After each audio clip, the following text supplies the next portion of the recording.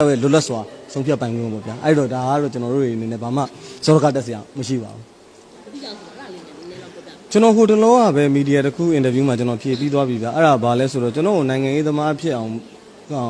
တွန်းပိုးတဲ့အရာတွေမြောင်များစွာတွေကတစ်ခုကိုပြောရမယ်ဆိုလို့ရှိရင်တော့စစ်အစိုးရလို့ပြောလို့ရတယ်ဗျဘာဖြစ်လို့လဲဆိုတော့ကျွန်တော်က2009ရွှေဝါရောင်မှာကျွန်တော်တက်ကြွလှုပ်ရှားခဲ့တယ်အဲ့ဒါပြီးတော့ကျွန်တော်အဖမ်းခံရတယ်အဖမ်းခံရတဲ့အချိန်မှာကျွန်တော်နှစ်အတိုင်းတာတစ်ခုလောက်အထိပေါ့နော်ကျွန်တော်ကိုစဉ်းစားဖို့အခွင့်အရေးလေးပေးထားသလိုပဲကျွန်တော်တို့နိုင်ငံရဲ့လူတော်များများသည်များသောအားဖြင့်နိုင်ငံရေးကိုဘယ်လိုအကြောင်းမလို့ပါလာကြလဲဆိုရင်တော့စိတ်ခံစားမှုပေါ်မှာမူတည်ပြီးတော့ပါလာကြတယ်မမျှတတာတွေနော်အစင်မပြေတာတွေနော်နောက်ပြီးတော့ပြီဆိုလို့ရှိရင်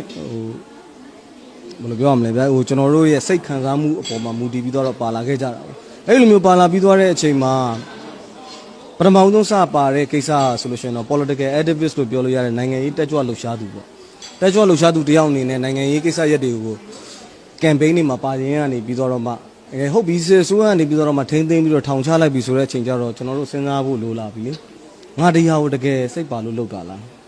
ဒါမှမဟုတ်လို့ရှိရင်ငါဒီတက်ကြွလှုပ်ရှားသူ activist အနေနဲ့ပဲရက်ချင်တာလားဒါမှမဟုတ်လို့ရှိရင် policy တစ်ခုလုံးကိုပြောင်းကျင်တဲ့ policy maker ဖြစ်ချင်တာလား policy maker ဖြစ်ချင်တယ်ဆိုလို့ရှိရင်တော့ politician ဆိုတဲ့နိုင်ငံရေးသမားဖြစ်မှရမယ်အဲ့တော့ကျွန်တော်ကိုရွေးချယ်ဖို့အချိန်လေးပေးလိုက်ခဲ့တဲ့စစ်အစိုးရကိုပဲကျွန်တော်ကျေးဇူးတင်ရမှာပေါ့အဲ့ဒါကြောင့်နိုင်ငံရေးသမားဖြစ်လာတာပေါ့